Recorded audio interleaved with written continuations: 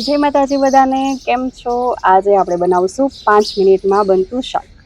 ગરમીમાં આપણે રસોડામાં વધારે રહેવાની ઝંઝટ ના કરવી હોય અને ઘરમાં કોઈ પણ શાકભાજી ના હોય ત્યારે ફટાફટથી તમે આ શાક બનાવી શકો છો। રેસ્ટોરન્ટ જેવો ટેસ્ટ આવશે અને ખૂબ જ સરળ પદ્ધતિથી બનાવશું આપણે।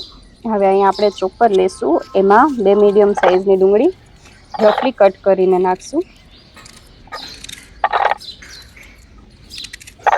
તમે ઝીણી ઝીણી સમારી પણ શકો, જો તમારી પાસે ચોપર ના હોય તો મિક્સીમાં પલ્સ મોડમાં પીસી શકો અથવા ઝીણી ઝીણી ચપ્પુથી પણ કટ કરી શકો। ડુંગળી સાથે અહીં આપણે થોડીક લસણની કળીઓ એડ કરશું। એક મરચું આપણે રફલી કટ કરી લેશું।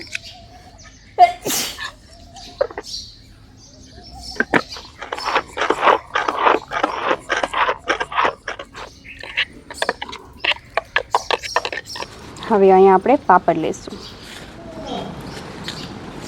આ રીતના અડદના પાપડ દરેકના ઘરમાં હોય। અડદના પાપડ, મગના પાપડ, જે પાપડ તમારે યુઝ કરવા હોય કરી શકો। આપણે અહીંયા અડદના પાપડ લીધેલા છે, 6 પાપડ તો આપણે એને શેકી લેવાના છે।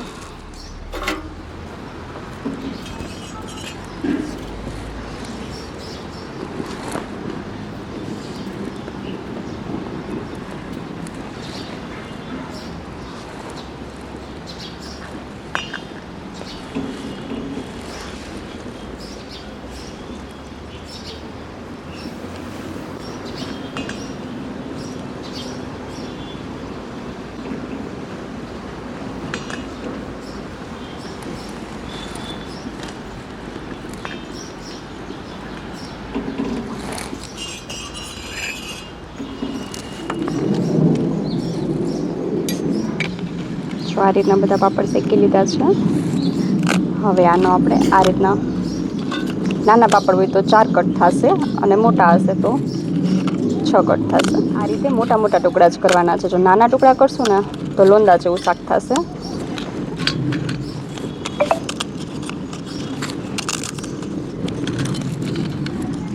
હવે થોડુંક જીરું, થોડીક વરિયાળી, થોડાક આખા ધાણા,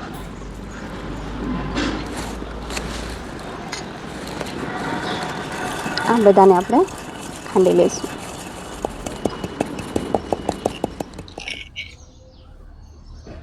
જો આને આ રીતે આખા ભાગ આપણે ખાંડી લીધા છે।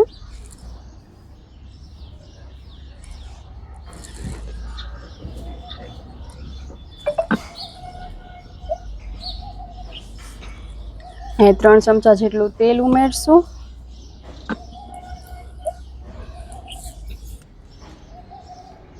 સૂકા 2 લાલ મરચાં,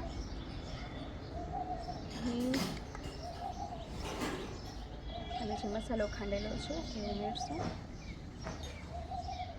કોઈ પણ શાકમાં તમે વઘાર કરો ત્યારે તેલ ફૂલ ગરમ થઈ જાય પછી જ વઘાર કરવાનો।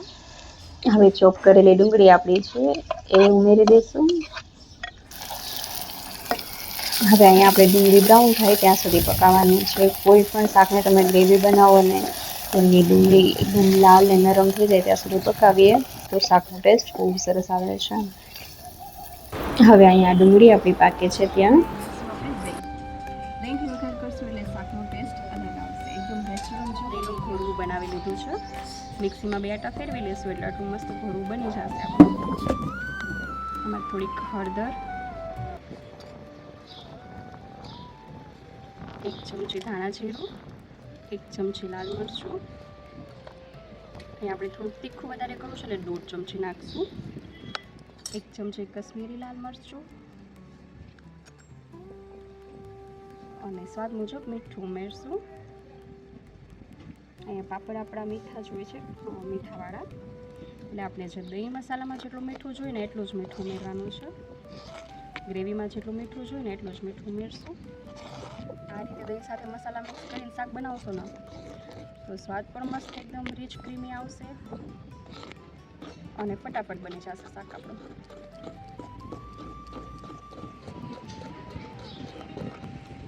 આ રીતે દહીં અને મસાલા એકબીજા સાથે સરસ મિક્સ થઈ ગયા છે।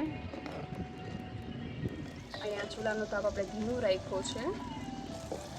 જો અહીંયા ડુંગળીને આપણે 2 મિનિટ જેવું પાકવા દીધું છે અને ડુંગળી આપણે એકદમ નરમ અને લાલ થઈ ગઈ છે. આપણે અહીંયા દહીંનું બેટર.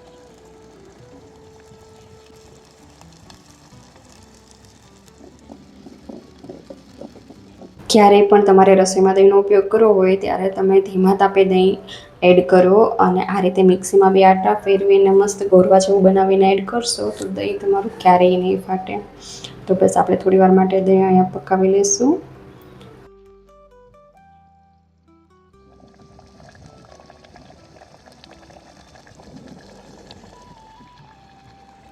જો અહીંયા આપણે શાકનો કલર મસ્ત આવી ગયો છે. દહીં અને તેલ મસાલા મિક્સ થઈ ગયા છે. હવે આપણે આમાં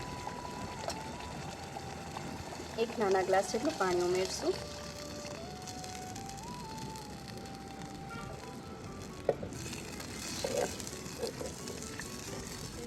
હજી 1 ગ્લાસ જેટલું પાણી ઉમેરશું.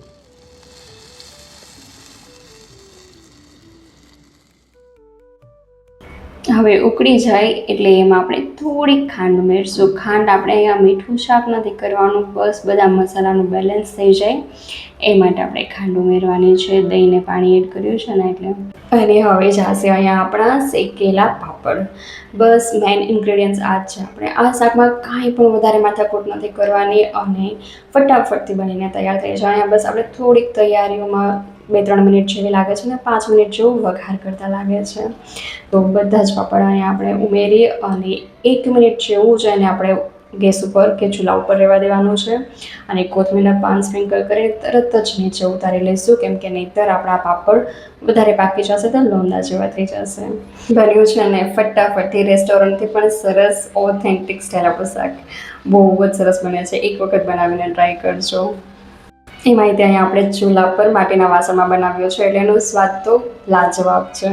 અને તમે રોટલી સાથે, ભાત સાથે, ગમે તેની સાથે ખાઈ શકો. અને જો તમારે રોટલી કે ભાત સાથે ના ખાવું હોય, સાંજે નાની મોટી ભૂખ લાગી હોય ને આપણે જે રોટલી વઘારેલી બનાવીએ છીએ ને ગુજરાતીઓ, તો ઘરમાં રોટલી પણ ના હોય ને તો બસ પાપડ શેકી લો 2-3 અને જેમ આપણે રોટલી વઘારીએ છીએ એમ વઘારી લો એટલે બહુ જ મસ્ત લાગશે. તમે એકલું શાક પણ ખાઈ શકશો. લાગ્યું તમને પાપડનું શાક એ કમેન્ટ સેક્શનમાં લખીને જરૂર કહેજો અને તમે પણ ફટાફટથી બનાવીને ટ્રાય કરજો. ખૂબ જ ટેસ્ટી બને છે.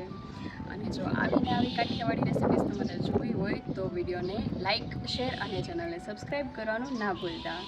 આગળ મળશું નવા વિડીયોમાં નવી રેસિપી સાથે. ત્યાં સુધી આવજો. Bye bye. Take care.